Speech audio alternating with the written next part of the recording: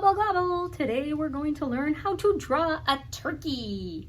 So for this, you are going to need a piece of white paper, a black crayon, and then that's what we're going to use to draw the turkey with, and then you need something to color it in. I am going to be using watercolors with a paintbrush and a little cup of water, but you can use whatever you want. So you could use crayons or you could use markers. You choose. I really like watercolors for this, so if you have that, I would encourage you to try that because it really pops.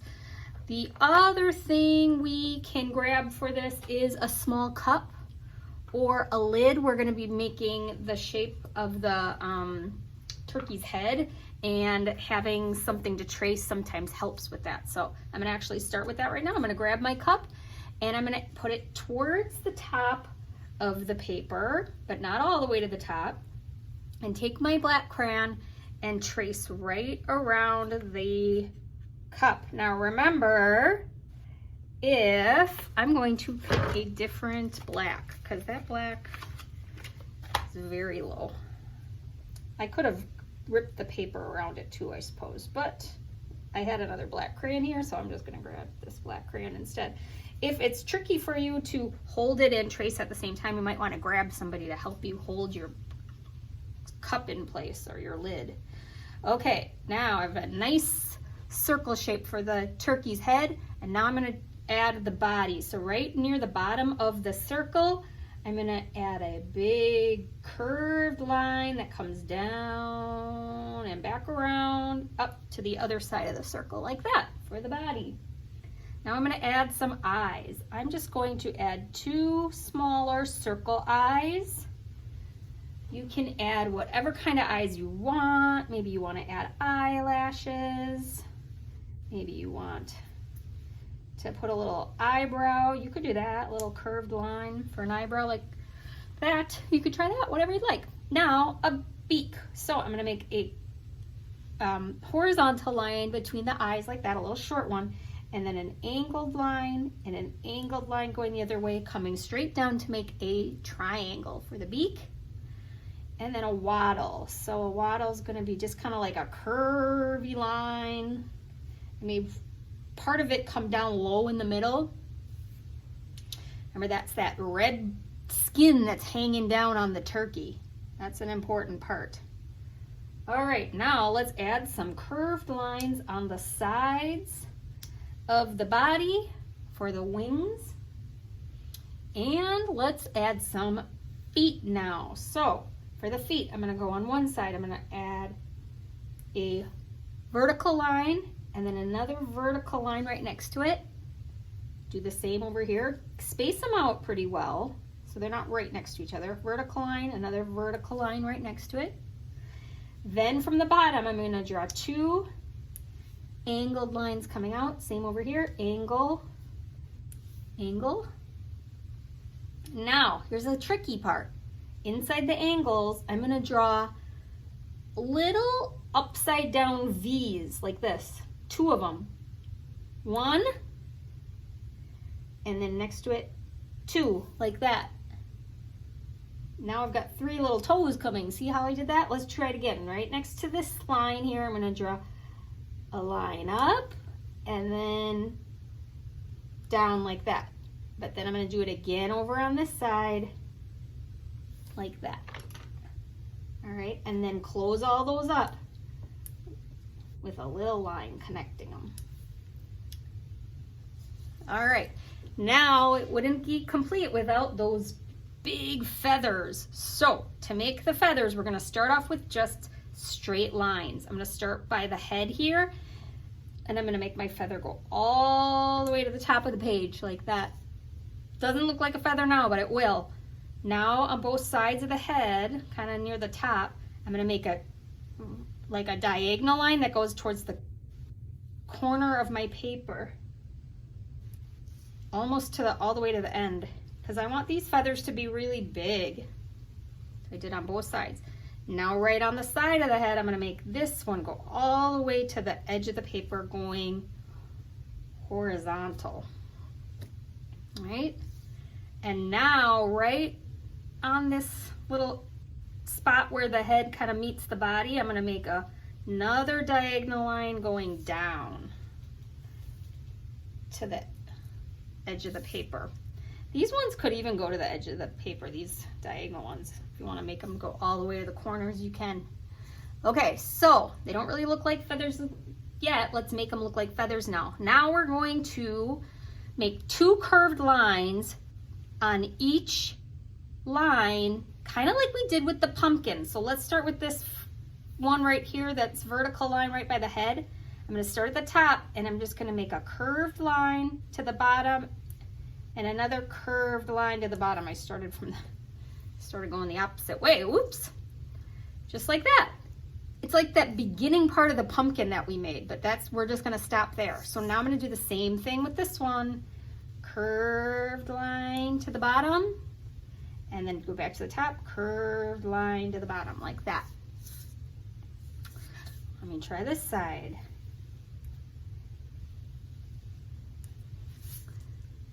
Here we go.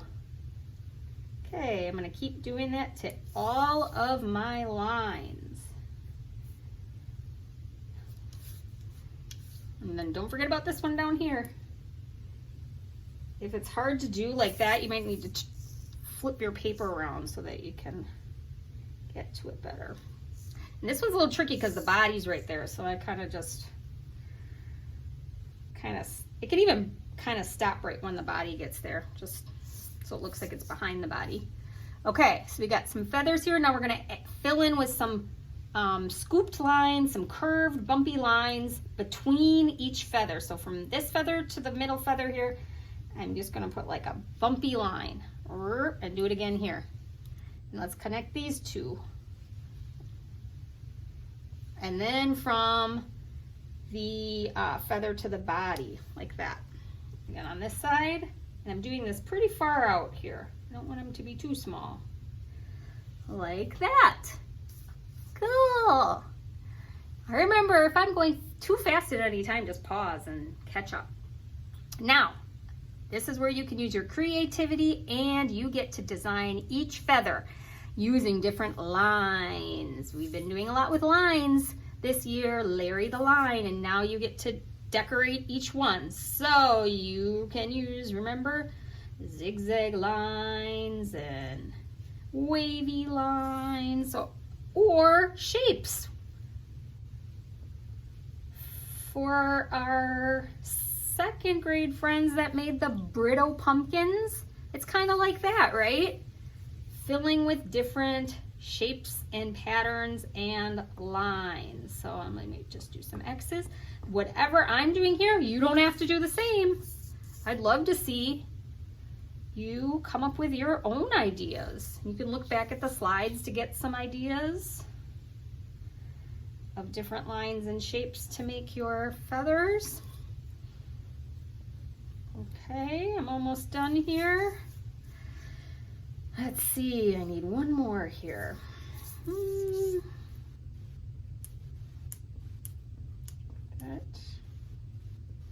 Now here I couldn't make it on that side because it's behind the body, so I'll just kind of leave that alone. And then these back spaces here, I'm just going to leave those plain.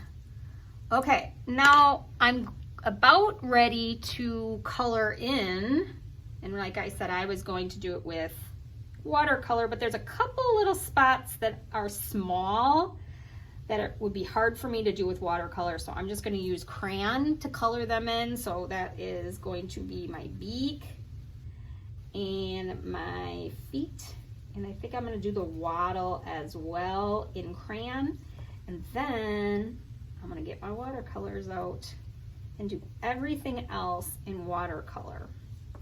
Remember, if you don't have watercolors and you want to do watercolors, remember I showed you how you could make your own watercolors with a marker by coloring on a plastic bag with a marker, and then getting a paintbrush and water and grabbing the color from the plastic bag that you colored on. That's a way to do it. Or they've got watercolors even at the dollar store. So if you're going past the dollar store and you want to you wanted to start watercoloring, you could see if maybe you could even pick one up there. Okay, now I'm going to use my watercolor. Remember again, you can use whatever you want, but you'll see when I use my watercolor how that really makes these black lines really pop and all my patterns pop when I use the watercolor. So I'm going to do that right now.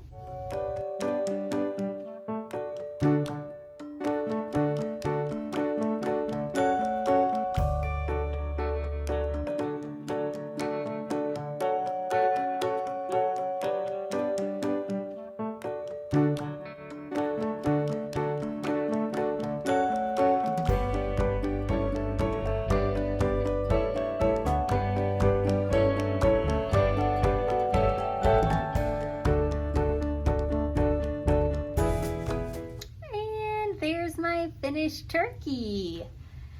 Doesn't it look cool with our watercolor? And those lines really show through because of that wax resist. We did that before. If you did watercolor before, especially with the geometric bats, those lines, because they're done with crayons, the watercolor doesn't soak into it, it stops it. So it still shows up and go right over it and it doesn't go away. So I think that looks really bright and fun. Now, I did black as my background. I'm going to give you a little tip. If you use black, you have to be really careful because black can spread and it can really go over everything. We might not be able to see the lines quite as well if your black gets all over. So if you're going to use black, I would just be really careful. And remember that when you use watercolors, to make sure your brush is like a ballerina. And so that means that it is on its tippy toes, just like a ballerina. So I've got my paintbrush. I'm gonna dip it in a color. Whoop, here it is. And I'm gonna go just kind of on the top. I'm not gonna smash my paintbrush. I'm gonna be very careful and gentle and try to stay in the spaces the best that I can. Okay, just like that. Well, when you finish yours, however you decide to make your turkey, if you decide to do watercolors or a different type of coloring object like a crayon or a marker, I cannot wait to see it, so post it to Seesaw. Gobble, gobble, gobble, have fun!